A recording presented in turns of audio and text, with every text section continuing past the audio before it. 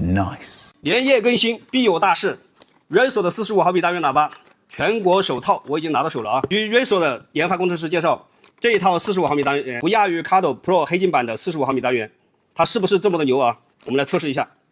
现在我用麦克风来测试一下啊。为了让大家听到更真实的还原在头盔里面听到的声音，我把这两个喇叭、这两个听筒放到这个头盔里面去，然后呢用两个麦克风放进去，看一下它的声音效果啊。我把45毫米单元的 Razor 的放在我的头盔里面，塞进去，模拟真实的声音，模拟真实的场景。好，再把两个麦克风放在里面。现在装上 Razor 耳机。一对比较好的喇叭单元的标准啊，是要低音要下沉，中音要浑厚，高音不破，这几个标准，大家就根据这几个啊，就是来评测，这样的声音呢才会更有立体感、有层次感，然后听起来就会更舒服，好吧？啊，现在我放一首音乐啊，先从这个高中低音的这个声音放起啊。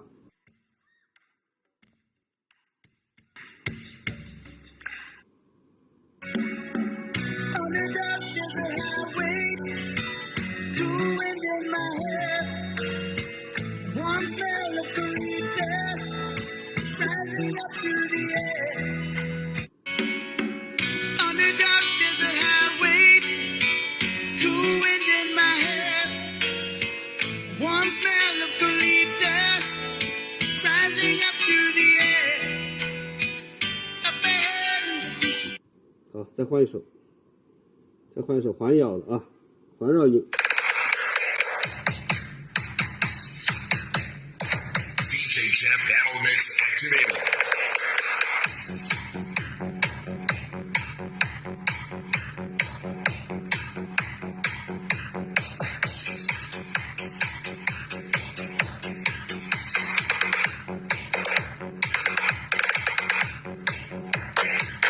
环绕的。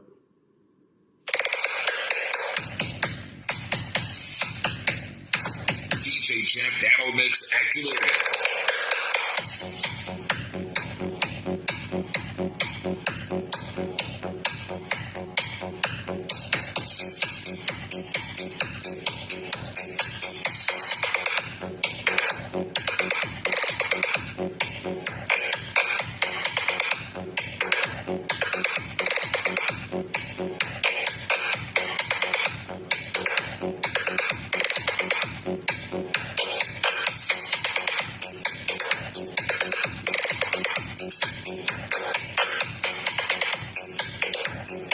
好了，再换一首啊，时间的原因，再来一首。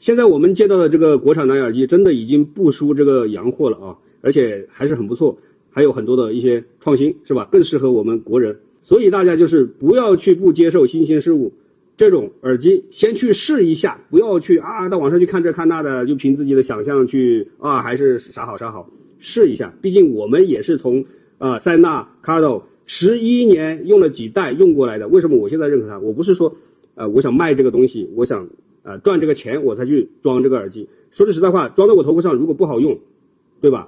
是不是对我造成了困扰？我出去的时候如果是不好用，是不是对我造成了困扰？就是这样的，是因为我确实觉得它好啊。然后呢，我也试过很多的国内的品牌，我为什么都没有去推它？就是这样的，因为它确实是好，你去试一下。真的试试再说。何况官方呢，它还是可以给你15天的试用，你如果觉得用的不行，退，很简单是吧？如果自己的品牌真的没那么好，哪有那么大的底气啊？而且建了那么多的群，对吧？确实是很有实力的，真的兄弟们，去试试吧。